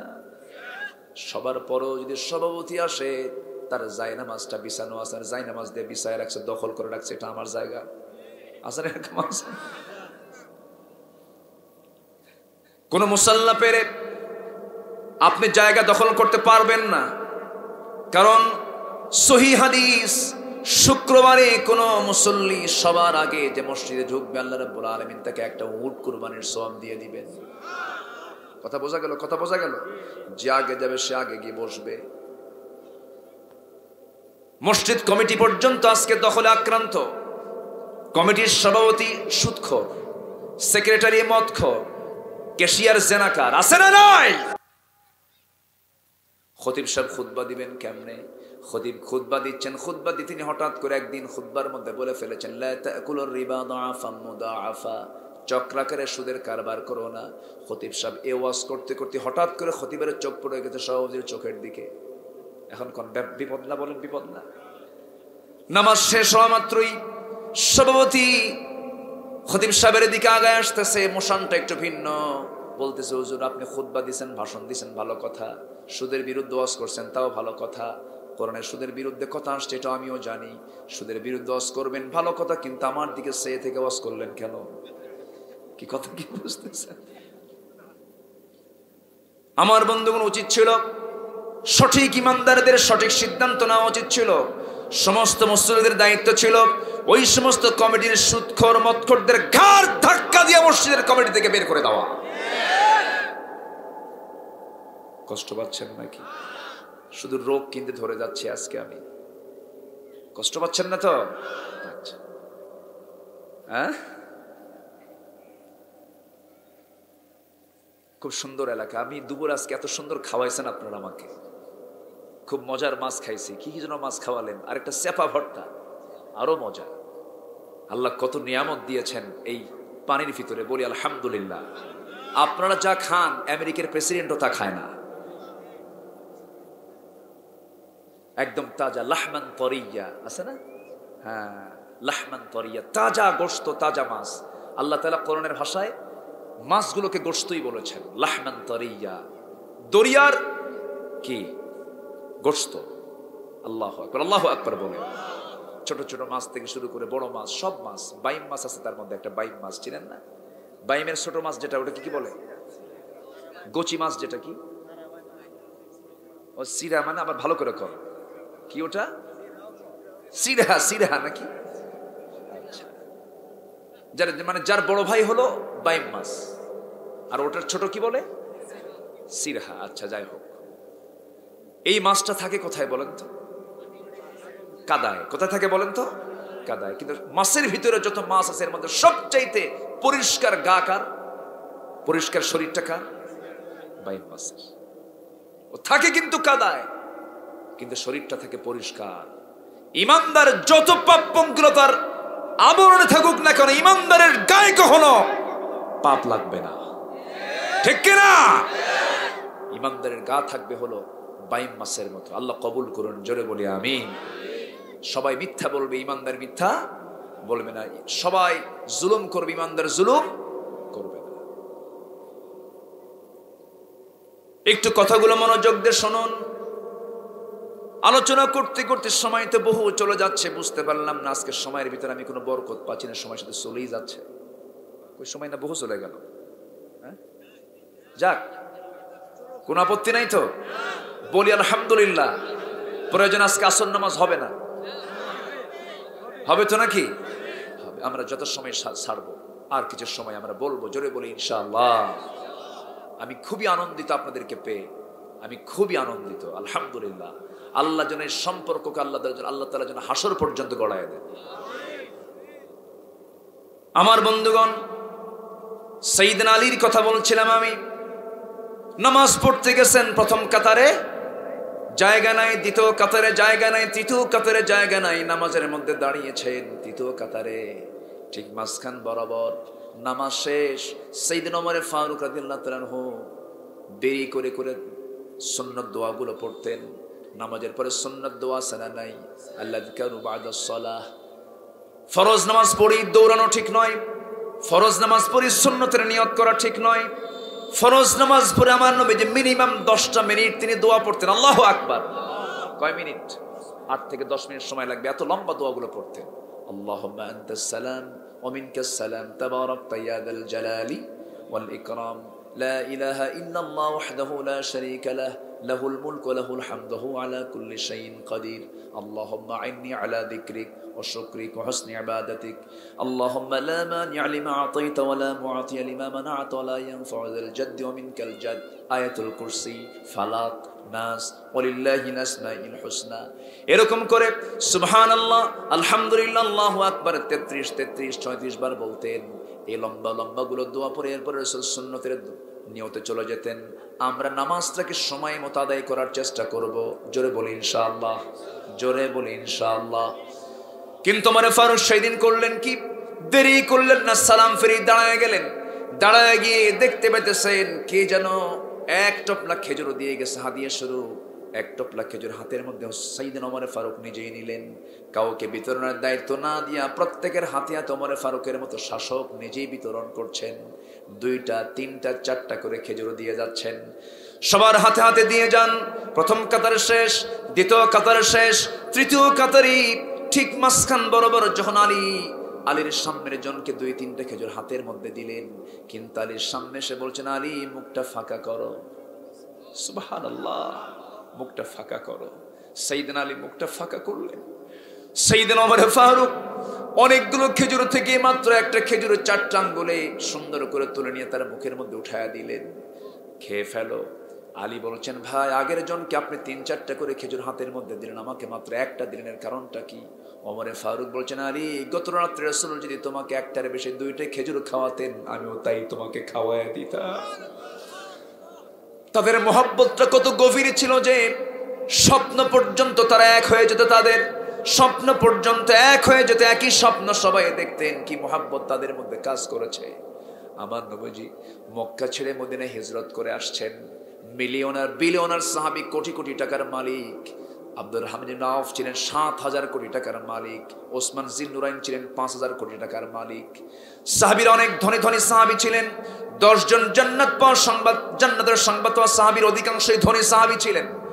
আব্দুর রহমান ইবনে আউফ নবীজি যখন হিজরত করে মক্কা থেকে মদিনায় চলে আসলেন, আব্দুর রহমান ইবনে আউফ বললেন, ও মক্কাবাসী, আমার সম্পদের কোনো প্রয়োজন নাই, সব সম্পদ ফেলে রাসূলের পিছনে আমি রওনা দিলাম। সব থেকে তিনি মদিনায় চলে আসছেন। রাসূল দেখেন একদিন আব্দুর রহমান ইবনে আউফ কোটি কোটি টাকার মালিক, ফকিরের মতো বসে আছে, কিচ্ছু তার নাই, ঘর নাই, বাড়ি নাই, টাকা নাই, পয়সা নাই, বউ নাই, বাচ্চা নাই। রাসূল বলছেন, আব্দুর রহমান, তোমার তো সব তুমি হারায় ফেলছো, তোমার তো কিছুই নাই আজকে ইসলামকে ধরার জন্য। আব্দুর রহমান ইবনে আউফের মুখে একটা সুন্দর হাসি বের হলো। তিনি হাসি মুখে বলছেন, ইয়া রাসূলুল্লাহ, কে বলেছে? আপনি কি বলেন? আপনি, আমি যে পথে এসে আল্লাহ রাসূলকে পেয়েছি, আমার গোটা দুনিয়ার কোনো সম্পদ প্রয়োজন নেই, আমার আল্লাহ এবং রাসূলের দরকার। জোরে বলেন সুবহানাল্লাহ। রাসূল বলেন, আব্দুর রহমান, তোমার কিছু প্রয়োজন মনে হয়, দেখি কি ব্যবস্থা করা যায়। এক আনসার সাহাবীকে ডাক দিয়ে বলছেন, আনসার, দেখো তো আমার ভাই আব্দুর রহমানের জন্য কিছু করা যায় নাকি, দেখো তো। সে আনসার সাহাবী করলেন কি, আব্দুর রহমানকে সঙ্গে করে নিয়ে চলে গেলেন, ঘোড়ার পিঠেও চড়ায় নিয়ে চলে গেলেন। মদিনার সবচাইতে বড় 2টা খেজুর বাগান ওই আনসার সাহাবীর ছিল, সবচেয়ে বড় বড় 2টা খেজুর বাগান। ওই সাহাবীকে দেখায়া দিয়ে বলছেন, ভাই আব্দুর রহমান, রাসূল তোমাকে আমার ব্যাপারে দেখতে বলেছেন, আমি তোমাকে দেখার জন্য আমার দায়িত্ব রাসূল দিয়েছেন। আব্দুর রহমান, এই যে 2টা বড় বড় খেজুর বাগান তুমি দেখতে পেলে, এই 2টা বাগানের মালিক আল্লাহ তাআলা আমাকে বানিয়েছেন। তোমার যেটা পছন্দ হবে এই মুহূর্তে আমি তোমাকে সঙ্গে সঙ্গে সেই খেজুর বাগান তোমার নামে দলিল করে দেব। জোরে বলি সুবহানাল্লাহ। আব্দুর রহমান মুস্কি হাসি মেরে বলছেন, ভাই আর কি করবা করো বলো, আর কি করবা বলো। আব্দুর রহমানের কথা এবার বলছেন আনসার সাহাবী, আমার জানা মতে এই মদিনার কোন মেয়ের বাবা তার মেয়েকে তোমার সঙ্গে বিয়ে দেবে না, কারণ তোমার ঘর নাই, বাড়ি নাই, টাকা নাই, পয়সা নাই। অতএব তোমার তো বউয়ের প্রয়োজন, স্ত্রীর প্রয়োজন, বিয়ে শাদীর প্রয়োজন। বউ তো তুমি রেখে আসছো মক্কায়, বউরা বেঈমান, বউদের ঈমান নাই। তোমার তো তোমার যৌবন আছে, বিয়ের দরকার আছে। আল্লাহ তাআলা আমাকে 2টা স্ত্রী দান করেছেন, যে কোনো একটা স্ত্রীকে আমি তালাক দেব, আমার বউকে তুমি তোমার বউ বানায়া নিবা। আল্লাহু আকবার। সেই ভ্রাতৃত্বের সংকট আজকে আছে না নাই বলেন? আব্দুর রহমান বললেন, ভাই বউ তালাকের দরকার নাই, খেজুর বাগান দলিল করে দেওয়ার দরকার নাই, আমাকে ছোট্ট একটা বাজার দেখায় দাও, বাজারে আমি কিছু ব্যবসা করতে চাই। ব্যবসা করতে করতে আল্লাহ তাআলা তার মধ্যে বরকত দিয়ে দিলেন। কয়েক হাতে সোনা কামাই করলেন, বিয়ে করলেন তিনি নিজেই। বিয়ে সম্পূর্ণ হওয়ার 3-4 দিন পর নবীর কাছে গেলেন। রাসূল তার পোশাক দেখে, তার গায়ের গন্ধ দেখে বলছে, আব্দুর রহমান, তোমাকে দেখে মনে হচ্ছে তুমি একটা ঘটনা ঘটাইছো। হুজুর কি তুমি বিয়ে করছো নাকি? হ্যাঁ বিয়ে করছি আমি। আমারে দাওয়াত দিলেন না হুজুর, বোনই ছিল না। সুবহানাল্লাহ বলবেন। বিয়ে করে নিয়েছি। রাসূল মনক্ষুণ্ণ হলেন না। রাসূল বললেন, সাহাবী আব্দুর রহমান, বিয়ে তো করেছো, দায়িত্ব পূর্ণ হয়েছে, বিয়ে তো দরকার, তবে তুমি এই টাকাগুলো পাইলা কোথায়? মোহরনা দিয়েছো, মোহরনার টাকাগুলো পাইছো কোথায়? এবার তিনি বলছেন, ইয়া রাসূলুল্লাহ, ব্যবসা করে কিছু কয়েক রতি সোনা কামাই করেছি, বিয়েটা আমি করে নিয়েছি সেই টাকা দিয়াই। রাসূলের সঙ্গে সঙ্গে হাতটা উঁচু করে বলেন, আল্লাহ আমার আব্দুর রহমানের মালে, সন্তানে তুমি আল্লাহ বরকত দিয়ে দাও। এমন দোয়া রাসূল করলেন, ছায়ের ভিতরে হাত দিলে আব্দুর রহমানের কাছে সোনা হয়ে যেত। তাবুক অভিযানের দিন 3 বস্তা সোনা দান করেছেন। তার ইন্তেকালের পরে সন্তানরা কুড়াল দিয়ে কেটে কেটে সোনা ভাগ করে ওয়ারিসদের মধ্যে বন্টন করে দিয়েছে। আমার বন্ধুগণ, আমার ভাইরা, রাসূলকে ধরলে, আল্লাহকে ধরলে দুনিয়াও পাওয়া যাবে, আখিরাতও পাওয়া যাবে। ভ্রাতৃত্বের দরকার আছে না নাই বলেন? আসতে বলবেন না আছে না নাই? ভ্রাতৃত্বের প্রয়োজন আছে। একটা হলো ইসলামকে মেনে নেওয়া, ভ্রাতৃত্বের সম্পর্ক তৈরি করে নেওয়া। মুনাফিকের কোনো চরিত্র রাখা যাবে না, ইমানদারের চরিত্র আনতে হবে। ইমানদার চলবে দুই পথে না এক পথে। ইমানদার দুনিয়ার কারো কাছে মাথা নত করবেন, ইমানদার মাথা নত করবে কার কাছে? আসতে বলবেন না কার কাছে? কিছু টাকা পাইলে ইমান বিক্রি করে ফেলে, আসে না? কিছু দলীয় পদ পেলে পরে ইমান শেষ, আসে না? আসে না? আসে না? আসে না? আসে না? আসে না? আসে না? অথচ আসিয়ার কথা দেখেন, মাহফিলে কি মায়েরা আসছে? পর্দার ব্যবস্থা করছেন তো? মেয়েরা মানে আলোচনা শুনতেছে তো? আগামীতে মেয়েদের জন্য বসার জন্য সাইদুল চাচা কই, আপনি আছেন তো? আগামীতে মাহফিলে মেয়েদের বসার জন্য স্পেশাল একটা জায়গায় বের করবে, ঠিক আছে? যেন মেয়েরা একটা জায়গায় বসে যেন আলোচনাটা কি ভালো করে শুনতে পারে। শুধু পর্দা দিলে হবে না, বসার একটা জায়গা তৈরি করতে হবে, তাহলে ভালো হবে। এটা করবেন আগামী থেকে, জোরে বলি ইনশাআল্লাহ। মেয়েদের ইসলাম বোঝার দরকার আছে না? আমার নবীজি মেয়েদেরকে লক্ষ্য করে ওয়াজ করেছেন, ইয়া মাশারান নিসা, হে নারী সমাজ, তাসাদ্দাকনা, বেশি করে দান করো। হাদিসে আসছে রাসূল মেয়েদেরকে নিয়ে ওয়াজ করেছেন। কিন্তু পর্দা ছাড়া না, পর্দা সহ? পর্দা সহ। মেয়েরা পর্দার ভিতরে থাকবে, তারা শুনবে কথা। একজন মহিলার কথা মনে পড়লো এখন, আসিয়া, নাম শুনছেন তো? কার বউ? বলেন কার বউ? ফেরাউনের ঘরে থেকে আসিয়ার ঈমান থাকে, আর মুহাম্মদ নাম লাগানো আব্দুর রহমানের ঘরে থেকে আসিয়ার ঈমান থাকে না। এরকম আসিয়া নাই? বলেন আছে না? আছে না নাই বলেন? অথচ আসিয়ার স্বামী ছিল কে? তার ঘরে থেকে ঈমান আছে না নাই? ঈমান আছে। ঈমান রক্ষা করা সেখানে কি সহজ না কঠিন? কঠিন। ঈমান আনলেন আসিয়া। আসিয়াটা কে? কম দামি লোক না, কিন্তু কম দামি মানুষ না। দুনিয়ার চিন্তা করলে পরে ফেরাউন ছিল হলো একটা দেশের প্রধান, রাষ্ট্রপ্রধান। সেই রাষ্ট্রপ্রধানের স্ত্রী হচ্ছে আসিয়া, ইমরাত ফিরাউন। আল্লাহ তাআলা সেই বলেই সম্বোধন করেছেন, ইমরাত ফিরাউন। আচ্ছা, চেয়ারম্যান বড় না চেয়ারম্যানের বউ বড়? ভালো করে কর কোন বলেন, চেয়ারম্যান বড় না চেয়ারম্যানের বউ বড়? হ্যাঁ হ্যাঁ, অনেকে কইছে বউ বড়। কথা কিন্তু একদম ফেলে দেওয়া না। নেতা যত বড়ই হোক, বউয়ের কাছে কিন্তু কায়েত, ঠিক কি না? বউ কিন্তু কম বড় কিছু নয়, অনেক বড়। একটা বউ তার স্বামীকে জাহান্নামে নিয়ে যায়, একটা বউ তার স্বামীকে জান্নাতে নিয়ে যায়, ঠিক কি না? বউ বড় একটা সম্পদ। কিন্তু সেই সম্পদটা আবার কি করে জানেন? কিছু স্বামী আছে, ছবিটা তুলে ফেসবুকে দিয়ে বলে, আসুন জামাতের সাথে আমার বউটাকে দেখি। যেরকম নাউজুবিল্লাহ। সম্পদ কি মানুষকে দেখানোর জন্য? বইয়ের কথা সবাই শুনি আমরা যারা বিয়ে করেছি। বইয়ের কথা না শুনলে সংসার হবে বলেন তো? বলে যাই যে বাজার নিয়ে আসো, মাছ আনো, যদি বেগুন পচা হয় তাহলে তো কাম সারা। এমন ওয়াজ শুরু করবে, 3 ঘন্টায় ওয়াজ শেষ হবে না। মেয়েরা ওয়াজ কম সময় করে না বেশি সময় করে? এক কথা একবার কয় না বারবার কয়? বারবার বলে। পুরুষ মানুষ সারাদিন কথা বলে 2000 শব্দ, আর মহিলা মানুষ সারাদিন কথা বলে 5000 শব্দ। কয় হাজার বেশি হয়েছে? 3000। আর এই ওয়াজগুলো সব শুনতে হয় স্বামীকে। কোন অংশে কিন্তু বউ ছোট না, বউই বড়। কথার কথা বলছি আমি। এক রাজা প্রজাদের মাঝে ঘোষণা করছে, যে প্রজা বইয়ের কথা শোনে না তাকে একটা করে ঘোড়া দেওয়া হবে, আর যারা বইয়ের কথা শোনে তাদেরকে একটা করে ডিম দেওয়া হবে। গোটা দেশে কোনো পুরুষই খুঁজে পাওয়া যাচ্ছে না যারা বইয়ের কথা শোনে। বিকালবেলা একটা লোক এসে বলতেছে, রাজা আমি জীবনে বইয়ের কথা শুনি নাই, তাই যাও আস্তাবল থেকে একটা ঘোড়া নিয়ে চলে যাও। সে করছে কি, কালো একখান ঘোড়া নিয়ে চলে গেছে বাড়িতে। বউ কালো ঘোড়া দেখিয়ে বলে, তোমার রুচি আছে? কালো কোনো কালার হলো, কি ঘোড়া আনছো তুমি? যাও লাল ঘোড়া নিয়ে আসো। তো চলে গেছে রাজার দরবারে। এসে আবার আসছে, রাজা মশাই ঘোড়া তো হলো না, হয়েছে কালো, লাগবে লাল। কে তোর এই কথা কে শিখাই দিল? কে বউ আমার শিখাই দিল। কে ঘোড়া থুইয়া ডিম নিয়ে যায়, ঘোড়া থুইয়া ডিম নিয়ে যায়। এরপরে সন্ধ্যার পরে রাজা ঢুকছে এখন রানীর ঘরে। রানী কয় হাসতে হাসতে, রাজা মশাই পাইছেন? সারাদিন পাইলেন? যারা বইয়ের কথা শুনে পাইছিলাম একটা, তাও তো দেখি বইয়ের কথা শুনে। আর রানী বলে, রাজামশাই এই সমস্ত কিছু না দিয়া যারা বইয়ের কথা শোনে ওদেরকে এরকম ঠকায় না, একজনকে ঘোড়া দিবেন আর একজনকে ডিম দিবেন, তা কি হলো? অন্তত যারা বইয়ের কথা শোনে তাদেরকে 5 কেজি করে চাউল দেন। আচ্ছা ঠিক আছে। পরের দিন সকালবেলা মন্ত্রীদের বৈঠকে বসে রাজামশাই বলতেছে, শোনো, ওই ডিম টিম না দিয়ে যারা বইয়ের কথা শুনে তাদেরকে 5 কেজি করে চাল দেওয়া হোক। খাদ্যমন্ত্রী বলে, জাহাপনা, রাজামশাই এই পরামর্শ আপনাকে দিল কে? বউ আমার শিখাই দিল। কি কথা কি বোঝা গেল? তাহলে রাজা প্রজা সবাই শোনে কার কথা? বউয়ের কথা। বউ একটা বিশাল বড় পজিশন, স্বামীর জন্য বিশাল বড় একটা জায়গা। এটা অনেক বউ স্বামীকে জাহান্নামে নিয়ে যাবে। যাবে না? যাবে না? যাবে না? নিয়ে যাবে। কিন্তু আসিয়া আলাইহিস সালাতু ওয়াস সালাম তার স্বামীকে কোথায় নিয়ে যেতে চাচ্ছেন? বলেন, কোথায় নিয়ে যেতে চাচ্ছেন? জান্নাতে।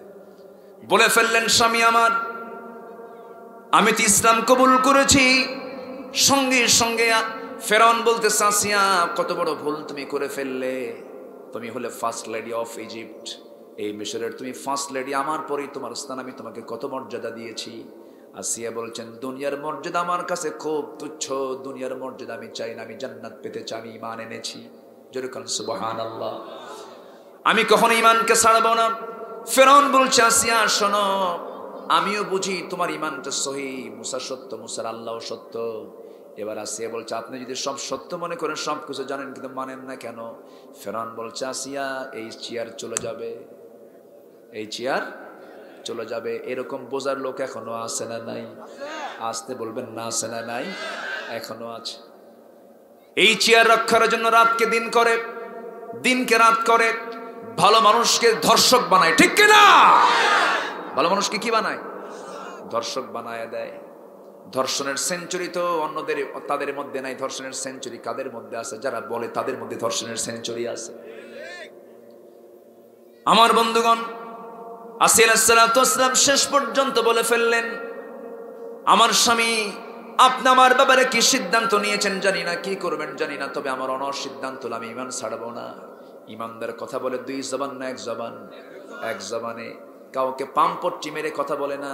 সে যা কথা বলে কার জন্য বলে? আল্লাহর জন্য বলে। সঙ্গে সঙ্গে ফেরাউন বলে ফেলতেছে, আসিয়া শোনো, ওই যে একটা দাসী, সেও নাকি ইসলাম কবুল করছে, আমি ধরতেছি, দেখো। দাসীকে ধরে নিয়া 2 হাতের মধ্যে পেরেক ঢুকায় দিল, 2 পায়ে পেরেক ঢুকায় দিয়া একটা করে অঙ্গ কেটে নিচ্ছে আর বলছে, ইসলাম ছেড়ে দে। দাসী চোখের সামনে দুনিয়া থেকে তাকে বিদায় করে দেওয়ার পর বলা হচ্ছে, আসিয়া শোনো, ওই দাসীর কায়দায় তোমাকে দুনিয়া থেকে বিদায় করে দেব। আসিয়া বলছেন, আমার স্বামী, একটা কথা জেনে রেখে দিন, মৃত্যু আমার কাছে এত প্রিয় যে, কারণ মৃত্যু ছাড়া আমার আল্লাহর সঙ্গে সাক্ষাতের কোনো সুযোগ নাই। যেরকম সুবহানাল্লাহ। ঈমানদারের প্রিয়, ঈমানদারের প্রিয় জিনিসটা কি বলেন? মৃত্যু। কারণ মরলে পরে কার সঙ্গে সাক্ষাৎ? ফামান কানা ইয়ারজু লিকা রাব্বিহি ফালইআমাল আমালান সালিহা। সঙ্গে সঙ্গে আসিয়া আলাইহিস সালাতু ওয়াস সালাম অনর কথা বলে দিলেন। হামান ফেরাউনকে লক্ষ্য করে বলছে, ও ফেরাউন, আমি হামান আমার বুদ্ধি দিয়ে যতটুকু চিন্তা করে দেখলাম, ঘরের শত্রু বড় শত্রু, বুকের শত্রু বড় শত্রু। আসিয়াকে দুনিয়া থেকে না বিদায় করলে তোমার বিপদ হয়ে যাবে। আইন পাশ হলো। আসিয়া আলাইহিস সালাতু ওয়াস সালামকে এসে বলল, আসিয়া, জল্লাদ তৈরি হয়ে গেছে, জল্লাদ তোমাকে 2 টুকরা করে শেষ করে দেবে। আসিয়া বলছেন, তোমরা প্রস্তুত করেছো জল্লাদকে, আর আমি নাকের মধ্যে জান্নাতের ঘ্রাণ পাওয়া শুরু করে দিয়েছি। যেরকম সুবহানাল্লাহ। ফেরাউন হাঁটে 1 লাইনে আর আসিয়া যায় আরেক লাইনে। এবার ফেরাউন করলো কি, আসিয়া শোনো, এখনো সময় আছে, তুমি কি করবা বলো। সঙ্গে সঙ্গে জল্লাদকে রেডি করে করাত তার কপালের কাছে নিয়ে আসা হলো। করাত দিয়ে চিরে 2 টুকরা করে শহীদ করে দেওয়া হবে।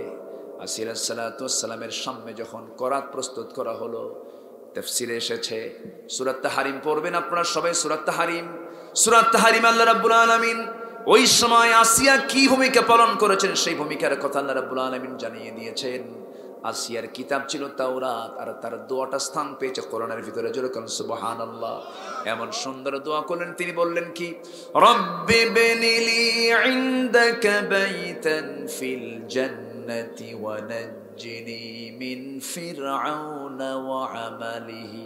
ও আল্লাহ, আমার জন্য বানায় দাও ইনদাকা তোমার কাছে বাইতান একটা ঘর, তুমি আমার জন্য একটা ঘর দিবা, ছোট্ট ঘর, তবে তোমার ঘরের সঙ্গে ঘরটা হতে হবে, সেই ঘরটা যেন তোমার ঘরের সঙ্গে তোমার দেওয়ালের সাথেই যেন হয়। ফিল জান্নাহ ওয়ানাজ্জিনি মিন ফিরআউন, এবং ফেরাউন থেকে তুমি আমাকে নিষ্কৃতি দিয়ে দাও, তার অপকর্ম থেকে আমাকে বাঁচায় দাও। আমি এমন জান্নাত পেতে চাই যে জান্নাতের বাসিন্দা আমি যেন তুমি আল্লাহ তোমার হতে পারি। জোরে বলেন সুবহানাল্লাহ, জোরে বলেন সুবহানাল্লাহ। আল্লাহকে কত কাছে টেনে নিয়েছেন, আল্লাহকে কত নিকটে টেনে নিয়েছেন। ইমানদার তো সেই ইমানদার সফল যে সবসময় কাছে ভাবে কাকে, আসতে বলবেন না, কাকে ভাবে? আল্লাহকে ভাবে। আমার বন্ধুগণ, ইমানদারকে চলতে হবে এক লাইনে, সেটা হলো ইহদিনাস সিরাতাল মুস্তাকিম।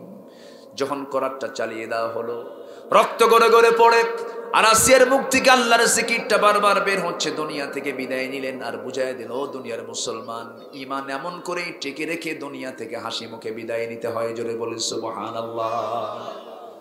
আমার বন্ধুগণ, আমার মা বোন যারা মাহফিল আলোচনাগুলো শুনছেন, এই বিষয়গুলো মাথায় রাখার চেষ্টা করবেন। মুনাফিকি কোনো চাল চলন ভিতরে রাখা যাবে না, মুখ থেকে বেহুদা কোনো কথা বলা যাবে না, এরপর আমানতের খেয়ানত করা যাবে না, কোনো বান্দার হক নষ্ট করা যাবে না, মিথ্যা সাক্ষ্য দেওয়া যাবে না, হিংসা করা যাবে না। এই সমস্ত কাজগুলো বাদ দিয়ে দেব। আর আরেকটা বিষয় হলো, কিয়ামতের দিন প্রথম প্রশ্ন হবে বান্দাকে নামাজ নিয়া। জাহান্নামে যাওয়ার এক নাম্বার কারণ কি? কোরআনকে প্রশ্ন করুন। কোরআন বলছে লাম নাকু মিনাল মুসাল্লিন। এক নাম্বার অপরাধ হলো দুনিয়ার জিন্দেগিতে যারা নামাজটা বাদ দিয়ে এসেছে। নামাজকে সবাই পড়তে রাজি আছি? নামাজকে সবাই পড়তে রাজি আছি? এটা হাত তুলে দেখান তো দেখি। জোরে বলি ইয়া আল্লাহ, আরো জোরে বলি ইয়া আল্লাহ, আরো জোরে বলি ইয়া আল্লাহ। আমাদেরকে 5 ওয়াক্ত সালাত আদায় করার তৌফিক তুমি আল্লাহ দিয়া দাও। জোরে বলি আমিন, আরো জোরে আমিন, আরো জোরে আমিন। বিরক্ত হচ্ছেন? কোন আপত্তি নাই তো? আর কিছুক্ষণ চলুক, কোনো ফতোয়া হবে না তো? আচ্ছা, আজান হয়ে গেছে, আর একটু সময় একটু কথা বলি। আমার মন চাচ্ছে আমি কথা বলি, আরো বহু কথা জমা হয়ে আছে। যারা আলোচনা শুনছেন, আমি কেবল লাইনে আসতেছি, কিন্তু মুনাফিকের এই ওঠে কেন? এই যে তাকাই না। বসেন বসেন বসেন। আমি খুবই আনন্দিত, বলি আলহামদুলিল্লাহ। আপনারা বেজার হননি তো? আপনারা খুশি হয়েছেন তো? এই মাহফিলের বয়স কত বছর জানেন তো? কত? 48 কি শিশু? শিশু 48 বছর, বিশাল ব্যাপার। এই 48 বছর ধরে এই মাহফিল চলছে। এই মাহফিলের সঙ্গে যারা সম্পৃক্ত ছিলেন, কিন্তু আজকে কবরে, আল্লাহ তুমি তাদের কবরটাকে জান্নাতের টুকরা বানায় দাও। ভালো কাজের ফলাফল ভালো আছে না নাই? আল্লাহ তুমি তাদেরকে ভালো কিছু করে দাও। জোরে বলি আল্লাহুম্মা আমিন। আর কিছুক্ষণ আমি কথা বলবো, আয়াতগুলোর হকটা আমি আদায় করবো ইনশাআল্লাহ। বলি আর একটু সময় চেয়ে নিচ্ছি। জি, এখন এই মুনাফিকি যারা করবে তাদের শাস্তি হবে সবচেয়ে কম না সবচেয়ে বেশি? বেশি। জাহান্নামটা তাদের কোথায় হবে দেখেন? জাহান্নামের কোথায় তাদের বসবাস হবে? আল্লাহ বলছেন রাগ করে, এত রাগ তিনি রেগে গেছেন যে মুনাফিক যারা, আমি তাদেরকে জাহান্নামের সবচেয়ে নিচে ঢুকায় দেব। নাউজুবিল্লাহ বলে। আমরা কি মুনাফিক হতে চাই? মুনাফিক হতে চাই? তাহলে মুনাফিকের কোনো চরিত্র রাখা যাবে? যাবে না। মুনাফিক মিথ্যা কথা বলে, আমরা মিথ্যা কথা বলবো না। মুনাফিক ওয়াদা ভঙ্গ করে, আমরা ওয়াদা ভঙ্গ করবো না। মুনাফিক আমানতের খেয়ানত করে, আমরা আমানতের খেয়ানত করবো না। আমার ওয়াজ আপনারা কি রাগ করলেন কিনা আমি জানি না। আচ্ছা, এগুলো খেয়াল রাখবো আমরা। এরপর আল্লাহ রাব্বুল আলামিন এবার বলছেন, শোনো, ইল্লা, তবে সেই সমস্ত ব্যক্তিগুলোকে আমি জাহান্নাম দেব না যারা এক নম্বরে যারা তওবা করবে। কি করবে বলেন? তওবা। তওবা মানে হলো ফিরে আসা। এই যে ছোট ছোট বাচ্চা যদি ভুল করে, বাপকে গিয়ে যদি বলে আব্বা ভুল করেছে, আর জীবনে ভুল করবো না, বাপ মাফ করে দিয়ে দেয়। মার কাছে গিয়ে সন্তান বলে মা ভুল করছে, আমারে মাফ করে দাও, মা ভুল সঙ্গে সঙ্গে মাফ করে দেয়।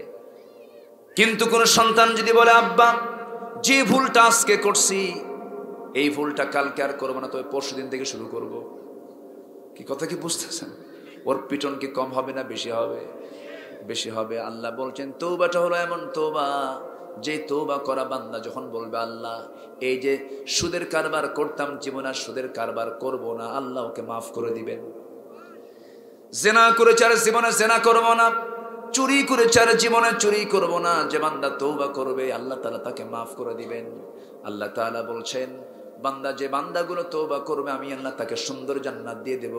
আল্লাহ তাআলা বলছেন আজরান আযীমা, বিশাল পুরস্কার আমি তাকে দিব। বিশাল পুরস্কার জান্নাতকে বোঝানো হয়েছে, সেই জান্নাত কি সবাই নিতে চায় কিনা বলেন? তওবা এমন একটা জিনিসের নাম, আত-তাইবু মিনাজ যামবি কামাল্লা যামবালা, যার তওবা কবুল হয়, তওবা কবুল হওয়া মানে তার জীবনে তার গুনাহ নাই, তার কোনো গুনাহ নাই, সব গুনাহ চলে যায়। আমরা তওবা করব নিয়মিত, জোরে বলি ইনশাআল্লাহ।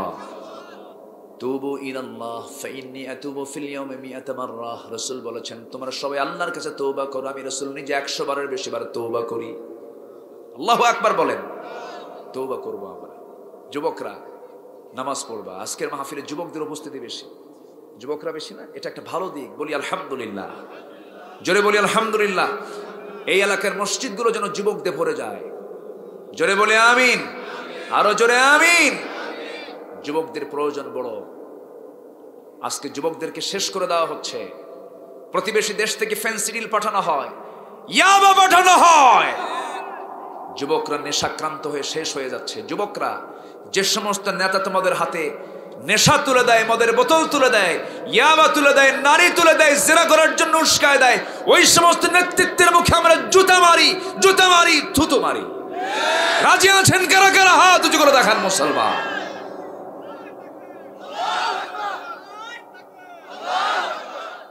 আল্লাহ কবুল করুন, আল্লাহ কবুল করুন, আল্লাহ কবুল করুন। সম্মানিত ভাইয়েরা, আজান তো আরো 25 মিনিট আগে হয়ে গেছে, সব দিকে তাকাতে হবে। আমরা আউসাত বলেছি, আউয়াল নয়, আখের নয়, আমরা আউসাত, মাঝামাঝি সময় নামাজটা পড়বো, ওযু ছাড়া না ওযু সহ। হ্যাঁ, আমার দেশে কিন্তু পীরের দরবার আছে, ওযু লাগে না, আছে কিন্তু, আছে না? পানির তলে মোমবাতি বাবা বাতাসে নেফে না, বাবার নামে হালকা দিলে ওযু গোসল লাগে না। দেখছেন, হালকা দিলে নাকি ওযু গোসল মাফ। এরকম বদমাইশ আছে না নাই? আমরা একসঙ্গে দোয়া করি, বসেন, এই দোয়া থেকে মাহরুম হবেন না, বসেন সবাই, বসেন।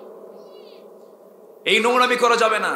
যে পীরের মুরিদ হলে পর্দা লাগে না, যে পীরের মুরিদ হলে নামাজ লাগে না, সেই পীরকে, সে তো পীর না, সেই ভণ্ডকে গাছের সঙ্গে বাইন্দা পিটাবেন, ঠিক কিনা?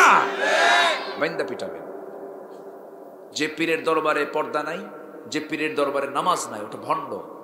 ওটা কি বলেন? ওটা পীর না, ওটাকে পীর বলা জায়েজ নাই। পীর ভালো। পীর শব্দটার পরিভাষা হলো ওস্তাজ, মুআল্লিম, বুইস্তু মুআল্লিমান। পীর ছিলেন শাহজালাল ইয়ামিনী, সিলেটে শুয়ে আছেন, আছেন না? পীর ছিলেন আব্দুল কাদের জিলানী, তার নাম ভেঙ্গে খায়। খাজা মঈনুদ্দিন চিশতি, তার নাম ভেঙ্গে খায়। তাদের কোনো সুন্নতের মধ্যে নাই, পদ্ধতিদের মধ্যে নাই।